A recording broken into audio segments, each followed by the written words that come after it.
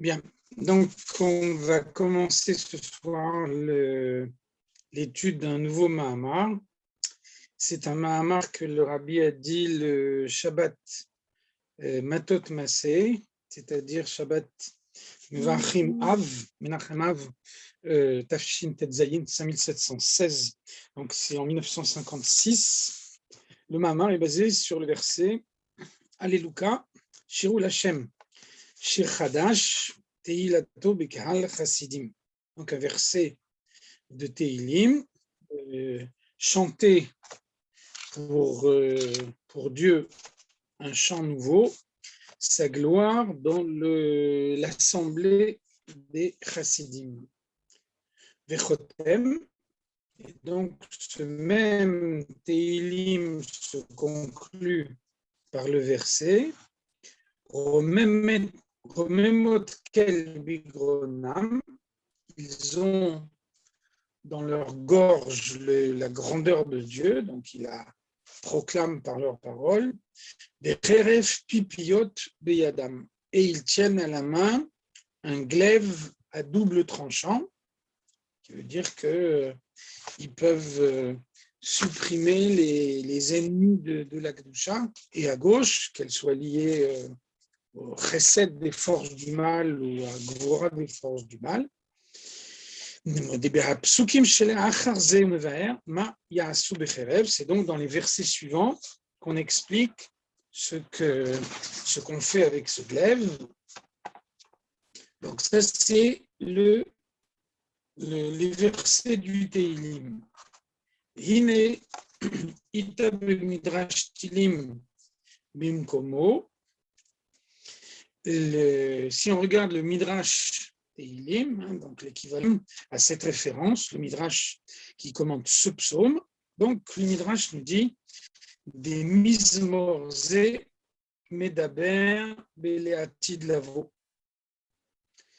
Ce psaume a été écrit par David Ameller pour décrire ce qui se passera dans le monde futur.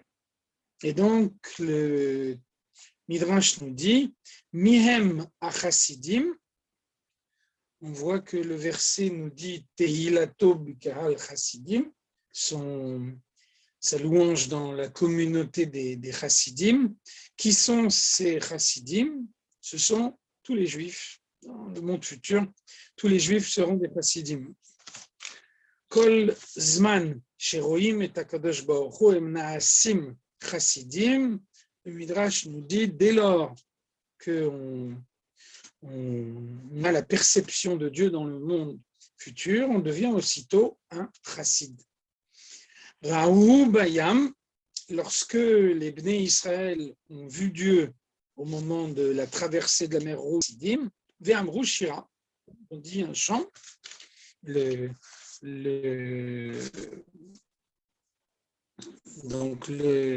le chant de Asia Shir Moshe, le chant qui est écrit dans la Torah. Donc c'est ce chant, ce cantique leur a été inspiré par la vision de Dieu qu'ils ont eue au moment de la traversée de la mer Rouge. Sheneema Asia Shir. Dans le monde futur, lorsque de nouveau Dieu se révélera dans le monde et que les Juifs auront cette perception de Dieu, alors Hem Naasim Chassidim, nous dit le Midrash, encore une fois, tous les Juifs qui auront cette perception deviendront des Chassidim, Sheneema, comme le verset nous dit, notre verset donc, celui de ce Tehilim, Tehilato b'kahal Chassidim, sa louange est dite par la communauté des Chassidim, et donc, d'après le Midrash, ces Chassidim, ce sont tous les Juifs qui deviendront des Chassidim grâce à la révélation qu'ils auront dans le monde futur. V'chenita b'mechilta ve'yalkut, de même également dans d'autres Midrashim, la Mechilta ou bien le Yalkut Shimoni, Parshat Beshalach, des Shir Zehu Le'atid Lavo. Donc, le Midrashim nous dit ce Teilim, donc le psaume 149, l'avant-dernier psaume des Teilim, fait allusion au monde futur. Belachen Omer Shir Chadash Lashon Zachar.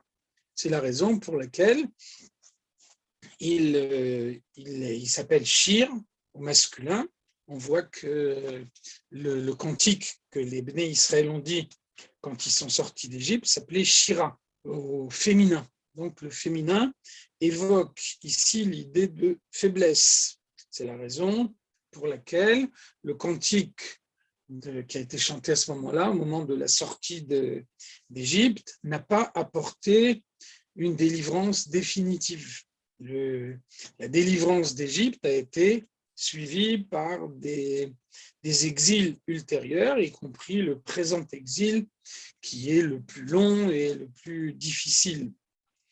En revanche, donc c'est pour ça on dit dans la prière, Shira Chadasha, Shipru Agulim, ceux qui ont été libérés d'Égypte, on dit au féminin, ce qui implique que la délivrance d'Égypte n'était pas la délivrance définitive. Par contre, ce Teilim qui parle du monde futur nous dit Shirul Hashem, Shir Chadash. Non pas Shira, mais Shir au masculin. Ça veut dire que lors de la venue du Mashiach, la délivrance sera une délivrance définitive qui ne sera suivie d'aucun autre exil par la suite. Donc, Bekaman Mekomot, on voit que différentes références dans la Torah, on emploie le mot Shira au féminin. La Philo Begulat Mitzrayim, Omer Ashira Azot, la Shon Nekeva. Notamment au moment de la sortie d'Égypte, alors on emploie le mot Shira au féminin. Vea Philo Begulat Mitzrayim, Omer Ashira Azot, la Shon Nekeva. Donc, le terme de Shira, employé à propos de la sortie d'Égypte, est un terme féminin. Des verbes Shira Shirim Rabba, on trouve dans un autre Teilim, dans un autre Midrash, Shira Shirim Rabba, à la Pasuk Shchora Ani Venava, donc à propos d'un verset de Shira Shirim. Le verset nous dit Nekevazu notelet iso nechassim. On voit qu'une fille reçoit dans un héritage 1/10 des biens. Et donc, de la même façon, Kach Yarshu Israël Eretz Zayin Amin, Sheu Iso Ayin Umot.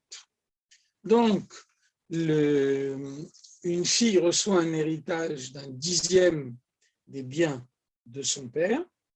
Les Bnei Israël sortent d'Égypte. Ils sont dans un niveau féminin. Le cantique qui chante est Shira au féminin. Et donc, à ce moment-là, on leur donne 1/10. Donc, il y a dans le monde 70 nations. Le 10e de 70, ça fait 7. Donc, à l'époque de Yoshua, les Bnei Israël rentrent en Eretz Israël et s'installent en Eretz Israël. On leur donne à ce moment-là le territoire de 7 peuples. Et donc, Amrou Shira Lashon Nekeva. Donc, ils ont eu un statut féminin, un héritage féminin. Ils ont donc chanté un cantique féminin, Shira. Chez Nehemar, c'est pour ça que le verset nous dit Ashira Azot Lashem. Nous chanterons ce cantique pour Dieu, Ashira Azot au féminin. Valéati de Lavo, en revanche, dans le monde futur, Hen atidin lirash kezachar. Ils auront l'héritage d'un garçon, ayoresh lechol nirse aviv. Et on sait que le garçon, le fils, peut hériter de la totalité des biens de son père. Et donc, omrim belashon zachar, puisqu'ils auront, après la venue du Mashiach, un statut masculin, alors donc de la même façon, le cantique qu'on chantera quand le Mashiach viendra sera shir, un cantique au masculin. Donc ça, tout ce qu'on vient de voir, c'est l'exposé des Midrashim qui nous permettent de comprendre le sens de ce psaume 149. Maintenant, Vetsarich Lehavin, le rabbi pose la question suivante. Omro romemotkel bigronam decheref pipiyot beyadam. Il nous reste un verset à comprendre. Romemotkel bigronam, dans leur gorge, c'est-à-dire dans leurs paroles, dans le cantique qu'ils chantent. Alors, romemotkel, ils proclament la grandeur de Dieu, l'élévation d'âme. Ils tiennent à la main une épée, un glaive à double tranchant. Donc, ça veut dire qu'on établit un rapport entre les deux choses, puisque les deux éléments sont présentés dans le même verset, de la même façon qu'ils disent un cantique par leur bouche, alors par leurs mains, ils tiennent une épée. Et donc, on parle de la période après la venue du Mashiach, au moment où le mal aura disparu du monde. Donc, quel est le sens de cette épée, de ce glaive, dans le monde futur? Quelle est l'utilité d'un glaive après la venue du Mashiach? Le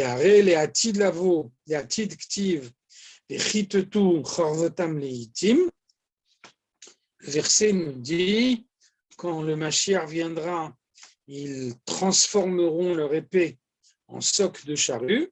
Lo yisa goy el goy cherev, aucun peuple ne lèvera son épée contre l'autre. Donc une épée est inutile dans le monde futur, à un moment où le mal a disparu du monde. Alors donc, pourquoi le verset fait un lien entre les deux? Quand Mashiach viendra, tout le monde fera la louange de Dieu et tiendra une épée à la main. Comme si le fait de tenir l'épée à la main est directement lié avec la louange de Dieu qui est prononcée par la bouche. Donc c'est la question à laquelle nous allons essayer de répondre dans ce Mahama.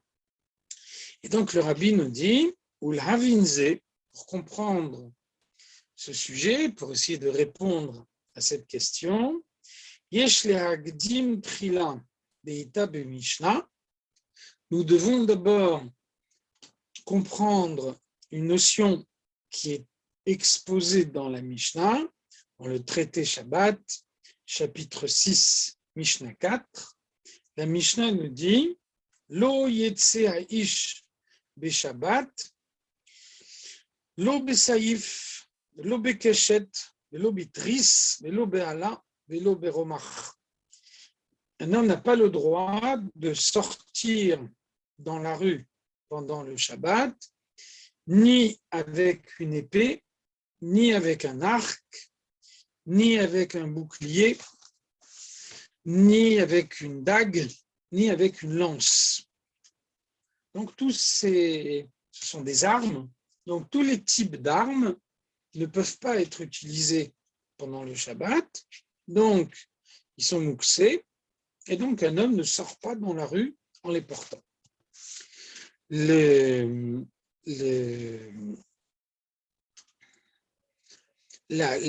Mishnah continue. Rabbi Eliezer Omer, qu'un homme considère ses armes comme des bijoux, comme des parures. Et donc, à ce moment-là, porter une parure pendant le Shabbat n'est pas interdit. Donc, si un homme décide que pour lui, son arme est une parure, alors pour lui, il n'y a pas d'interdiction de porter une arme dans le domaine public pendant le Shabbat.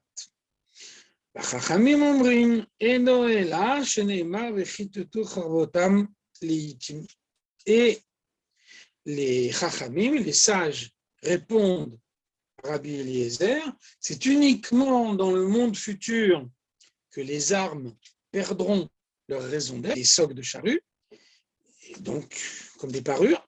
Donc, tant que le Mashiach n'est pas encore venu, il faut les considérer comme étant des armes à proprement parler et non pas comme des parures, ce qui veut dire qu'on ne doit pas les porter dans le domaine public pendant le Shabbat. Donc ça, c'est ce que dit la Mishnah. Vehine, b'Mishnah zu minu chamisha klezayin. Donc nous avons vu que cette Mishnah cite 5 armes.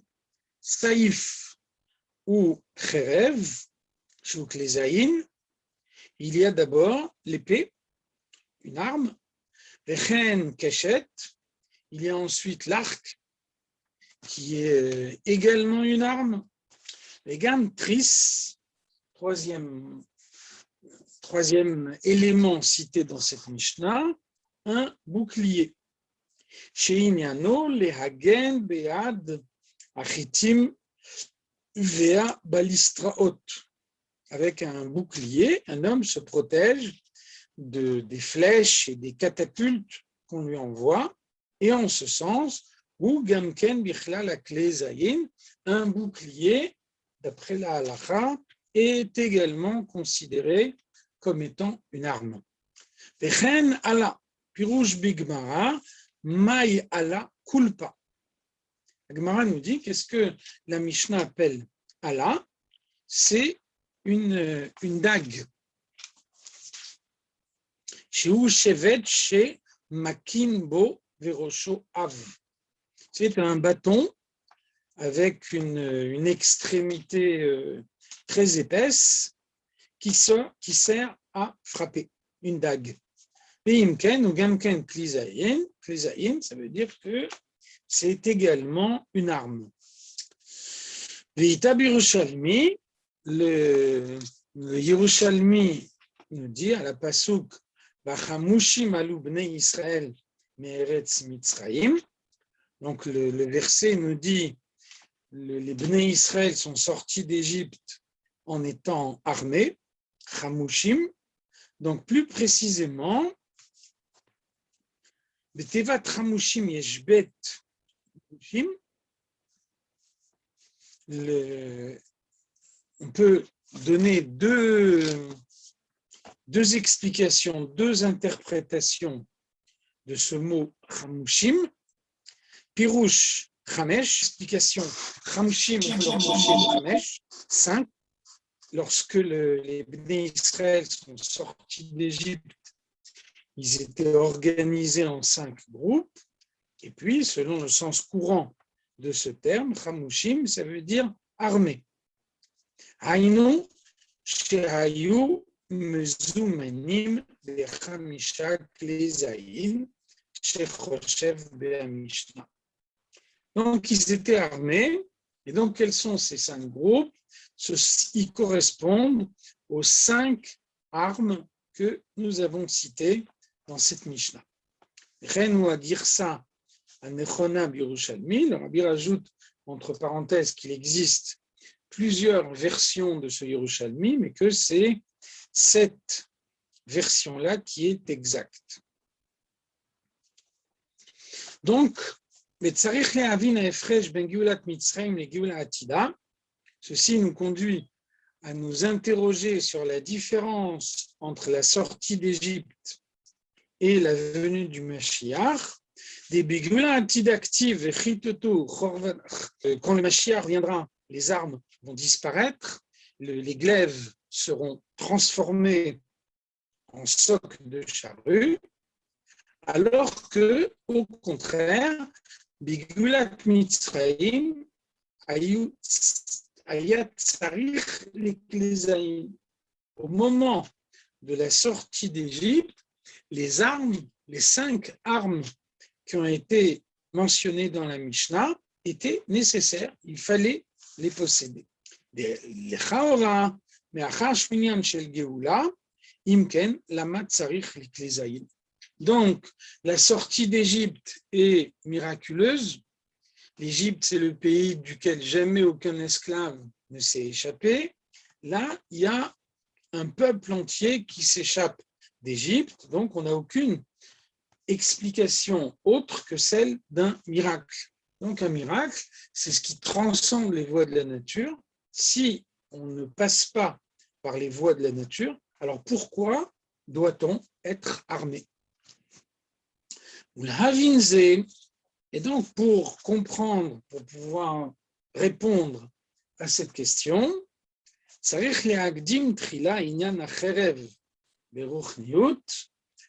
on va essayer de comprendre ce qu'est une épée au sens spirituel. Tout ce qui existe matériellement dans le monde a nécessairement une source spirituelle.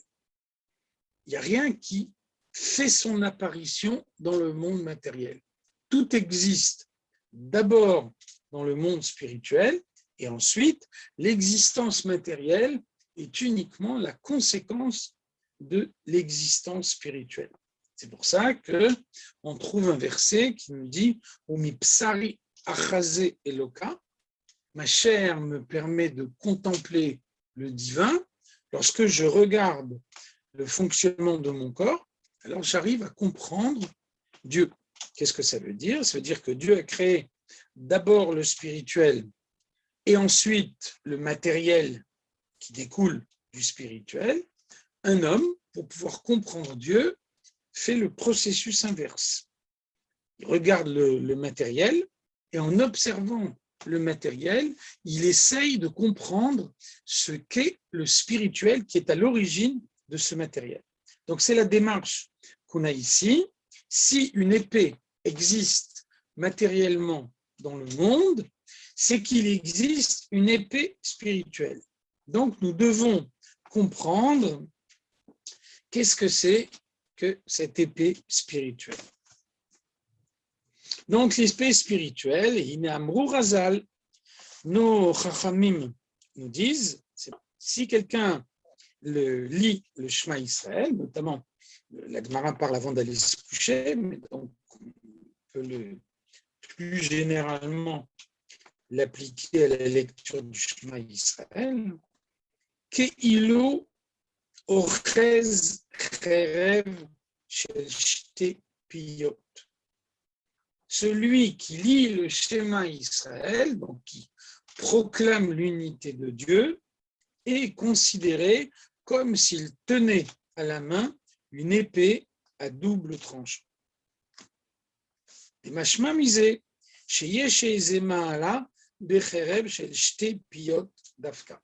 Ça veut dire, puisque la Gemara précise, il est considéré comme s'il tenait à la main une épée à double tranchant, donc la Gemara sous-entend qu'une épée à double tranchant est une arme plus efficace qu'une épée à un seul tranchant. Donc, quelle explication on peut donner à ce sujet-là?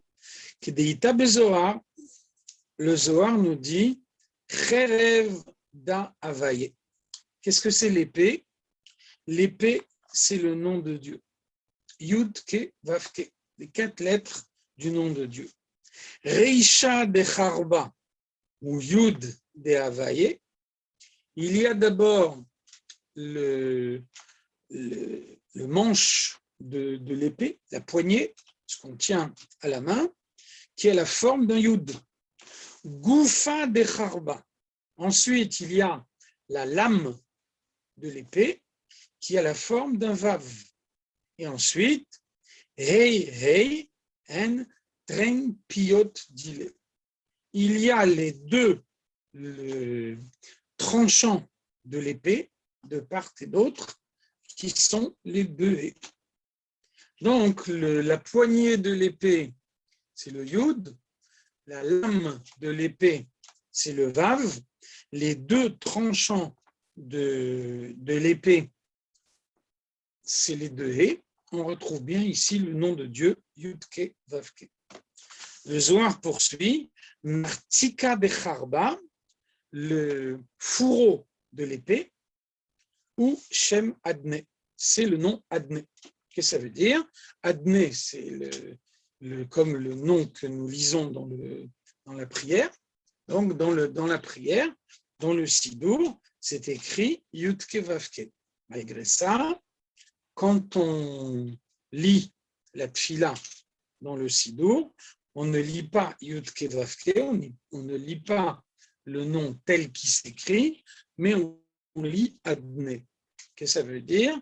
Ça veut dire que le dévoilement du Shem Havayé est un dévoilement trop puissant que le monde ne pourrait pas supporter, et donc on voile ce dévoilement du Shem Havayé, un nom que le monde peut supporter. On voit que les Chachamim disent pourquoi Dieu s'appelle Adne, Sheata Adon Lechol Briotecha, parce que tu es le maître de toutes tes créatures. Donc, de la même façon qu'il y a une relation entre le maître et ses serviteurs, donc de la même façon, le Shem Adne implique une relation beaucoup plus proche avec les hommes qui prient que le Shem Havayé, qui est beaucoup plus puissant et que pas nécessairement on pourrait supporter. Donc, vous voyez que ceci évoque tout à fait l'idée d'une épée qui est acérée, qui pourrait blesser. Et donc, pour que l'épée ne blesse pas, on la met dans un fourreau, dans une gaine. Et donc, de cette façon-là, personne ne se blesse avec cette épée. De la même façon, le Shem Havayé implique une révélation que pas tout le monde ne peut supporter, et donc on le voile par le Shem Adne de façon à ce que la révélation qui est obtenue de cette façon-là puisse être intégrée par le monde.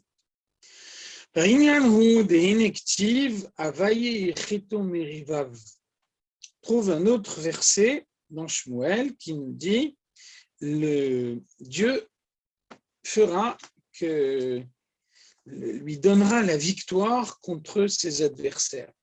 Dieu fera qu'il pourra l'emporter contre ceux qui s'opposent à lui. Ça veut dire, Haïnu, Yeshnam Elu, les forces du mal qui luttent contre Dieu, qui luttent contre le Shem Havayé, Venitsuach Amilchama ou Aliade Shem Havayé Boufa. Et donc, c'est le dévoilement de Dieu qui doit permettre de supprimer les forces du mal dans le monde, et c'est précisément pour ça que le Shem Havayé prend la forme du type qu'il y a dans l'épée. Donc, le dévoilement de Dieu dans le monde doit permettre de faire disparaître les forces du mal progressivement jusqu'à la venue du Mashiach, au moment où cette épée aura été pleinement utilisée et où le mal disparaîtra complètement de la création. Donc, le Zohar compare le Shem Havayé à une épée.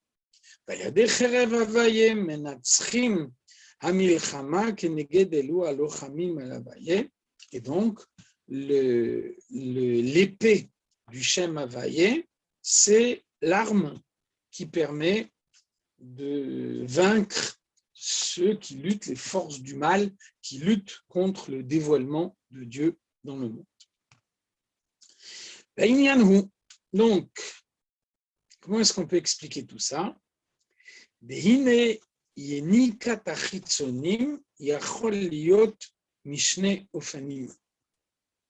forces du mal peuvent détourner la vitalité de la Kedusha, du domaine de la sainteté, de deux façons. Les forces du mal ont reçu, au moment de la création, juste l'énergie nécessaire pour que le libre arbitre puisse exister dans le monde. Et donc, les forces du mal, telles qu'elles sont dans leur état originel, ne leur permet pas de conduire un homme à la faute. Ils n'ont pas suffisamment de force pour pouvoir conduire l'homme à la faute. Alors, comment est-ce que la faute est possible dans le monde? C'est parce que les forces du mal s'attribuent une énergie accrue, au-delà de celle que Dieu leur a accordée au moment de la création. Et donc, c'est cette énergie détournée des forces de la Kedusha qui leur permet d'être plus forts que ce qu'elles devraient être réellement, et donc de cette façon-là, de pouvoir conduire l'homme à la faute. C'est pour ça qu'on dit Avera goreret Avera, une faute en entraîne une autre. Ça veut dire que celui qui commet une faute contribue à détourner l'énergie de la Kedusha vers les forces du mal, et donc, ils pourront la fois suivante l'attaquer plus fortement, et donc la deuxième Avera sera plus facile que la première. Inversement, mitzvah goreret mitzvah, une mitzvah en nature une autre, ça veut dire que la première mitzvah va affaiblir les forces du mal. Quand les forces du mal sont affaiblies, alors elles n'ont pas la possibilité d'entraîner l'homme à la faute aussi fortement, et de ce fait, résister à la faute la deuxième fois sera plus facile que la première fois. Donc ici, le Mahama nous apporte une précision sur ce détournement.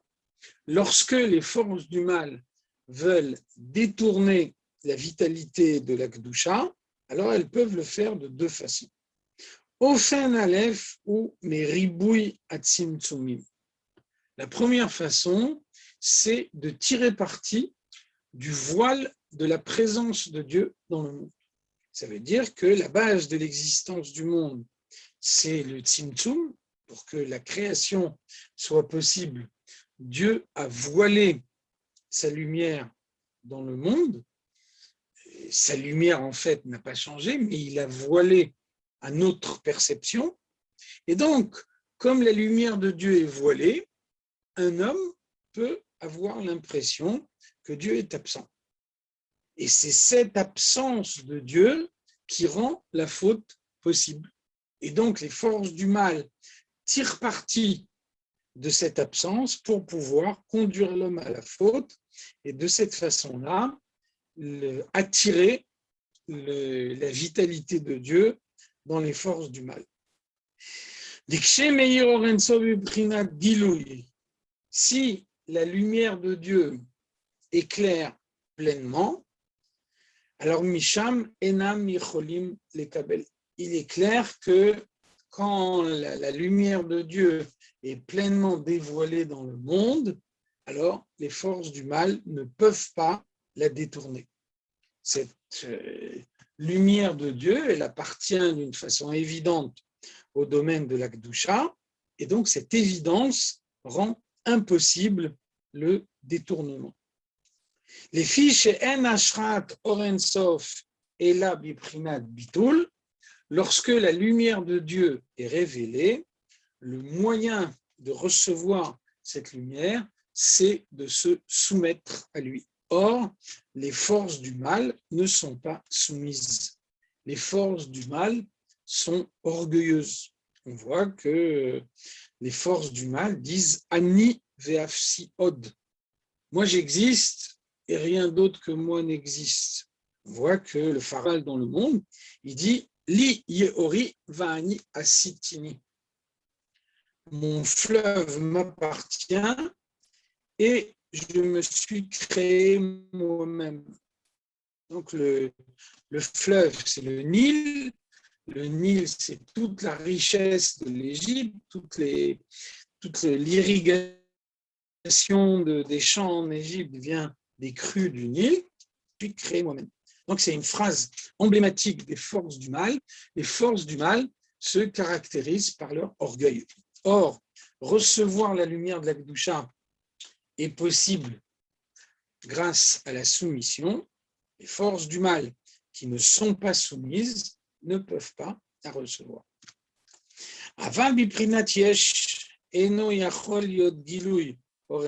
Dès l'instant où on est orgueilleux, on se refuse à soi-même la lumière de Dieu.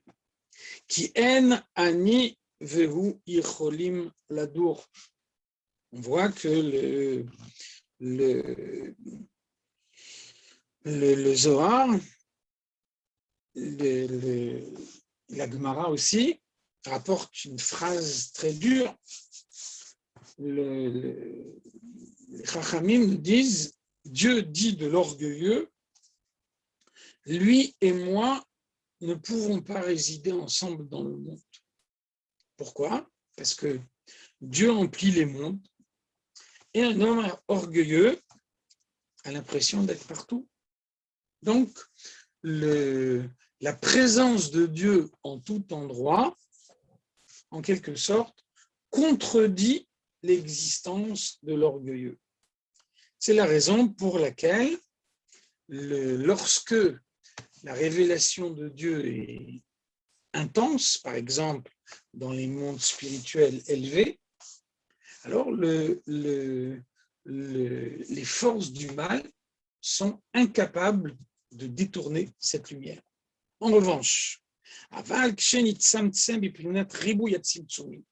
lorsque cette lumière de Dieu subit des voiles successifs au point d'être totalement occultée, comme c'est le cas dans le monde matériel, on peut observer le monde matériel et avoir l'impression d'une absence de Dieu, d'un retrait total de Dieu. Le monde est conduit uniquement par les lois de la nature et Dieu n'intervient plus du tout. Donc, lorsque cette révélation de Dieu atteint un tel niveau de voile, yicholimhem lekabel inika.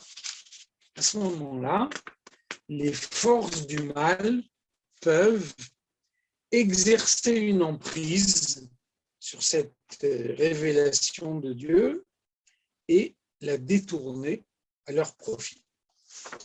Les fiches alcool panim me'at bitul yesh bahem, même si les clipotes, les forces du mal sont essentiellement orgueilleuses, mais elles peuvent avoir un petit peu de soumission en elles, et ce peu de soumission est suffisant pour pouvoir recevoir la lumière de Dieu qui est voilée, qui est occultée, alors que la lumière de Dieu intense suppose un bitoul, une soumission profonde pour pouvoir la recevoir profondément. Donc, qu'est-ce qu'on voit? On voit que les clipotes, les forces du mal, karoulé et laka de lakaya. Ça aussi, c'est une expression de la Gemara. Ils appellent Dieu le Dieu des dieux. Qu'est-ce que ça veut dire? Ça veut dire qu'ils considèrent que les astres ont un pouvoir intrinsèque. Ils considèrent qu'il existe des stades intermédiaires de pouvoir au sein de la création. Néanmoins, Dieu est le pouvoir suprême.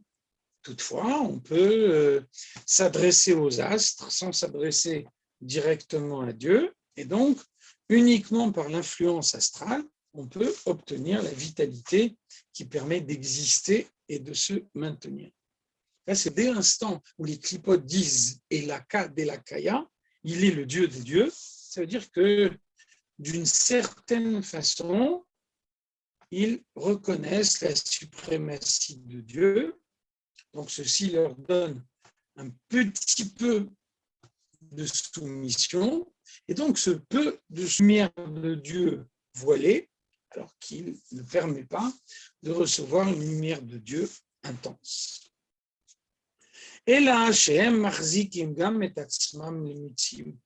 Seulement, les forces du mal, même si elles reconnaissent la suprématie de Dieu, elles n'en sont pas moins orgueilleuses, elles n'en sont pas moins emplies d'elles-mêmes. Aval, mead bitul yeshbam, néanmoins, ce peu de bitoul, ce peu de soumission qu'elles ont en elles,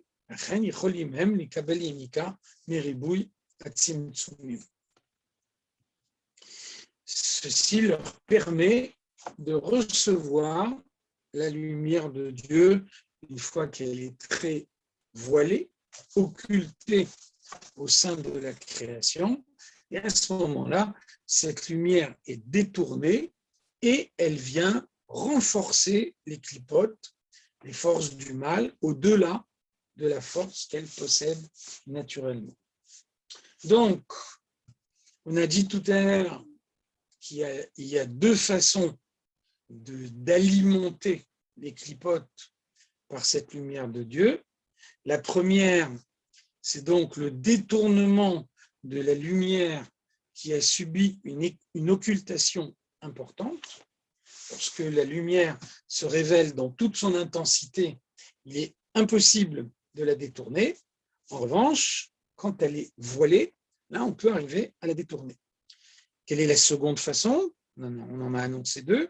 Au Fenabet, ou chez Mekablim Yenikatan Me'agba'a Veitnasut. La seconde façon, c'est que c'est précisément leur orgueil qui leur permet de recevoir la lumière de Dieu. Qu'est-ce que ça veut dire? Aïnou me'olam atohu chez kadam letikun. Ça veut dire qu'ils parviennent à détourner la lumière du système de Tohu, le système de la désolation, qui a précédé le système du Tikkun, le système de la réparation. Qu'est-ce que ça veut dire? Dans un premier temps, Dieu a créé le monde dans le système de Tohu, et donc dans le système de Tohu, les sphirotes, qui sont les éléments de révélation de la lumière de Dieu au sein de la création, étaient répartis en deux lignes, la ligne de gauche et la ligne de droite. Et donc, dans la mesure où il y avait seulement deux lignes, alors il y avait un antagonisme total entre Chesed et Gvura, entre la bonté et la rigueur. Un antagonisme qu'il était impossible de réconcilier, qu'on ne pouvait pas remédier. Donc, Chesed et Gvura s'affrontent, et c'est pour ça que le système de Tohu explose. Et à ce moment-là, on entre dans la seconde phase de la création, qui est la phase du tikkun, la phase de la réparation. Et donc, dans cette phase de réparation, les sphirotes sont répartis non plus sur deux lignes, mais sur trois lignes. Et donc, ça fait une différence fondamentale, c'est que la troisième ligne, et donc l'antagonisme disparaît. Dès l'instant où l'antagonisme disparaît, le tikkun, la réparation, peut commencer. Tout état de cause, qu'est-ce qu'on voit? On voit que le système de Tohu est basé sur l'orgueil, puisque chaque attribut marque fortement cette définition et refuse de s'associer à celui qui est opposé à lui, au point d'aller jusqu'à l'explosion. Donc le système de Tohu est basé sur l'orgueil, sur la forte conscience de sa propre existence, alors qu'au contraire, le système de Tikkun est basé sur l'humilité et sur la capacité de se rapprocher de quelqu'un qui n'a pas la même conception que soi. Donc, Chesed peut se rapprocher de Gvura, Gvura peut se rapprocher de Chesed, et de cette façon-là peut naître un troisième élément qui s'appelle Tiferet et qui fait disparaître totalement l'antagonisme qui existe entre les deux premiers. On voit bien donc que Tohu est basé sur l'orgueil, Tikkun est basé sur l'humilité, les clipotes, les forces du mal dans le monde qui sont par nature orgueilleuses, peuvent donc détourner la lumière de Dieu quand elle passe par le système de Tohu, puisque la règle en Tohu est l'orgueil. Les clipotes, les forces du mal qui sont orgueilleuses, peuvent détourner la lumière de ce système de l'orgueil. Shesham eno tofes makom klal ukechashecha kaora b'shalom. Et donc les clipotes sont totalement insignifiantes par rapport aux lumières intenses de Tohu. À ce stade, la lumière et l'obscurité s'équivalent. Moshe Katouv, comme le verset nous dit, Shamayim shamamit be'yadayim titpas vehi be'echalei hamelech. On peut saisir de sa main un moustique qui se trouve dans le palais du roi. Donc il y a le palais du roi qui est énorme, qui est fastueux. À l'intérieur de ce palais du roi, il y a un moustique qui est insignifiant et quand même il est là, il se trouve à l'intérieur du palais du roi. Donc de la même façon, le système de Tohu, c'est la révélation au sein de la création de lumière intense, et donc par rapport à l'intensité de ces lumières, les clipotes sont insignifiantes, et donc malgré leur caractère de clipote, malgré leur coloration de mal, elles peuvent détourner cette lumière. Donc, en résumé, les clipotes que Dieu a, la vitalité qui leur a été accordée au moment de la création, de deux façons, ou bien en détournant la lumière qui est révélée au sein de la création avec une occultation totale, ou alors, au contraire, en révélant la lumière qui se trouve dans le système de Tohu, c'est-à-dire au stade le plus haut de la création, là où toute la contraction ne s'est pas encore produite.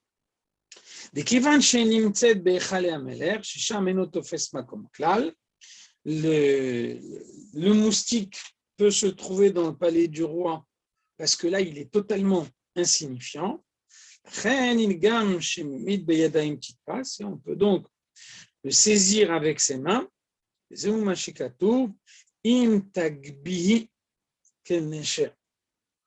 Le verset nous dit si tu t'élèves comme un écher.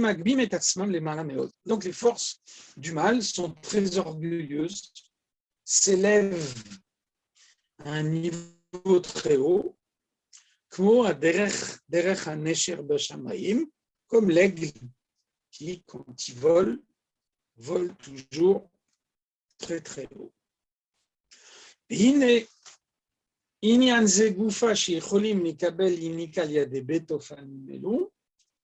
La possibilité pour les forces du mal de détourner la vitalité de la Kedusha par les deux possibilités qui viennent d'être définies,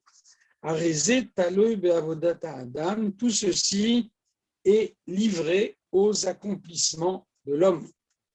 C'est l'homme qui, en fonction de son comportement, donne ou ne donne pas la possibilité aux clipotes de détourner la vitalité de la Kedusha. Inactive Yaakov Chevel Nachalato, le verset nous dit Yaakov est la corde de son héritage. Qu'est-ce que ça veut dire? Ça veut dire que chaque juif possède une neshama, une âme, qui est comparée à une corde, dont l'extrémité inférieure se trouve à l'intérieur de son corps et le fait vivre, alors que l'extrémité supérieure de cette corde se trouve dans les sphères célestes les plus hautes.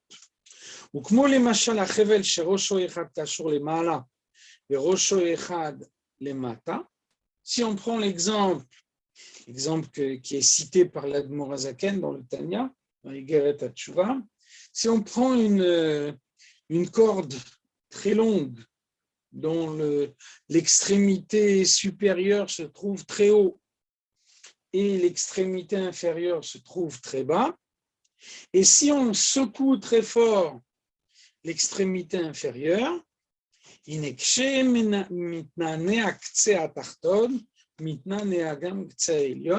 on s'aperçoit que en secouant l'extrémité inférieure de la corde, eh bien, on fait bouger également son extrémité supérieure.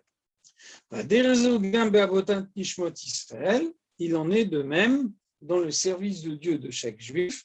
Un juif commet une faute, sa faute n'a pas uniquement un impact matériel sur ce monde, sa faute a un impact jusque dans les sphères célestes les plus hautes. Chez les filles ofen avodat adam lemata, naase gamken lemala. Tout ce qui se produit en bas, un homme accomplit une mitzvah, ou bien au contraire, un homme agit mal, tout ceci a un impact sur les mondes supérieurs.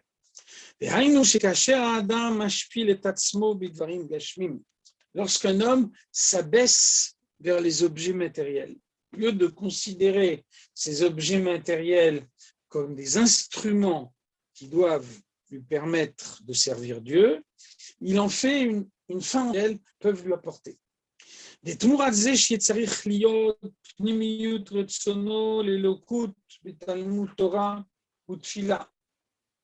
Un homme devrait normalement réserver sa force de désir pour l'étude de la Torah, pour la prière. Au lieu de ça, il s'abaisse lui-même en utilisant sa force de désir pour les biens matériels, pour les biens de ce monde. Il y a des gorem gam le maala ribou yatzim effet dans les sphères célestes de voiler la lumière de Dieu. Et donc, parce qu'il a voilé la lumière de Dieu au-delà de ce que Dieu voulait la voiler, eh bien, il va faire en sorte que les clipotes, les forces du mal, puissent avoir accès à cette lumière et la détourner. Finalement, c'est bien la faute de l'homme qui ouvre la voie pour que les clipotes puissent détourner la vitalité de Dieu.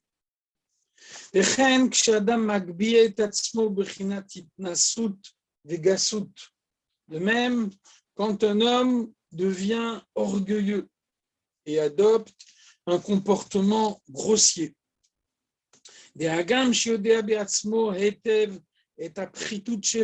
ce qui n'est pas contradictoire avec la conscience profonde qu'il peut avoir de sa propre bien qu'il a conscience de son peu de valeur, mettant toute rationalité de côté, il décide d'adopter un comportement orgueilleux. Alors là encore, ce comportement orgueilleux va attirer une réaction céleste.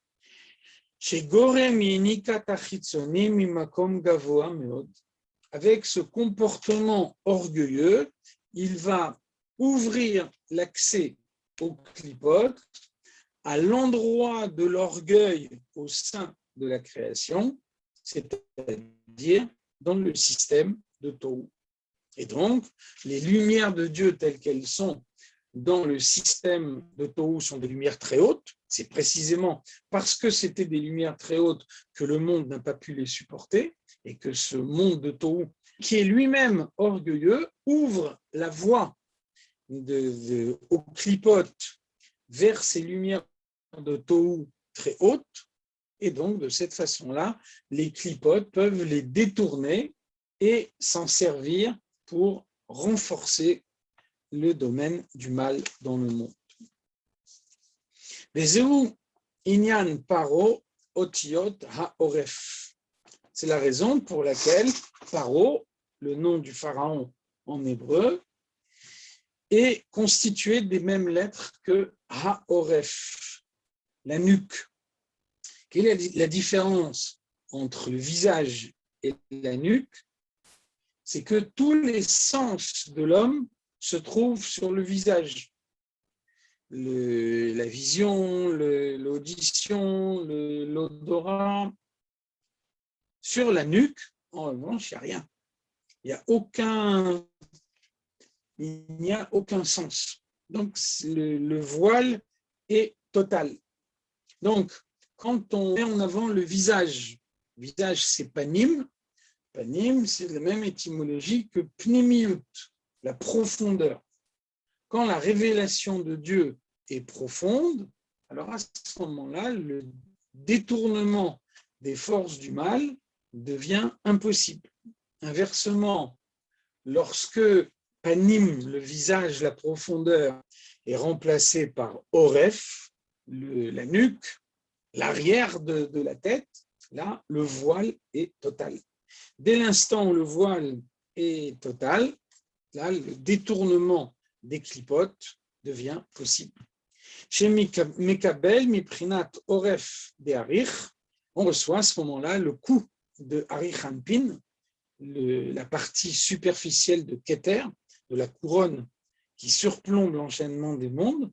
Donc, c'est une lumière extrêmement élevée et en même temps, on arrive à la détourner et à l'utiliser pour nourrir les forces du mal dans le monde.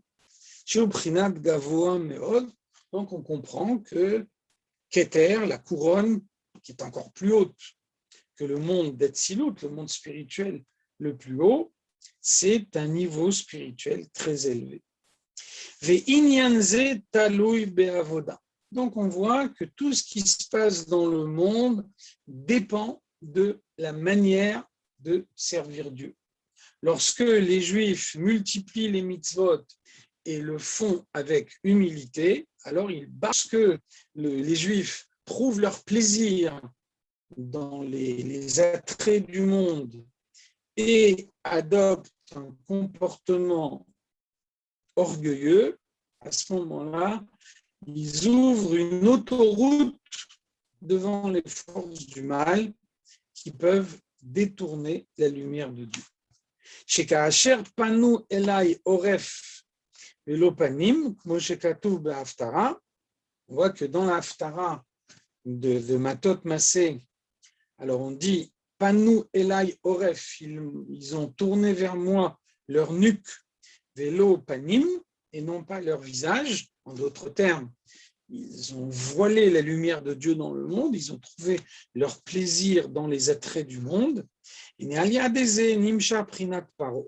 Donc à ce moment-là, on dévoile le niveau du pharaon dans le monde, chez Yonek Meoref de Harich Anpin, qui est capable de dévoiler dans le monde une lumière particulièrement élevée, qui est entièrement détournée dans les forces du mal. Chez Sham Kechashecha Kaora, cette lumière est tellement haute que par rapport à elle, la lumière et l'obscurité sont équivalentes, et c'est pour ça que les clipotes, les forces du mal, peuvent la détourner.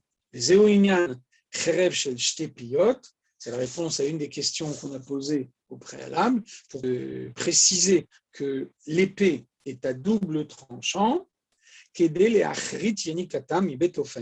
c'est pour pouvoir supprimer les deux manières que les forces du mal ont de détourner la lumière de Dieu, ou bien en profitant du voile total de la présence de Dieu dans le monde, ou bien en allant chercher cette lumière à un stade très très haut de la création.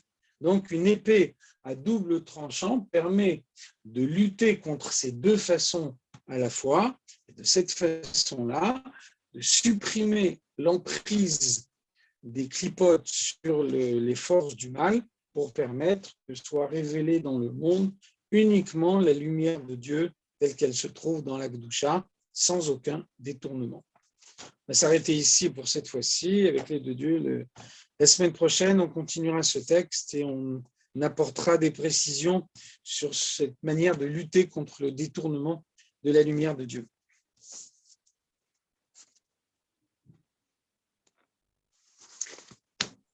Merci, Chaim. Bonsoir. Au revoir.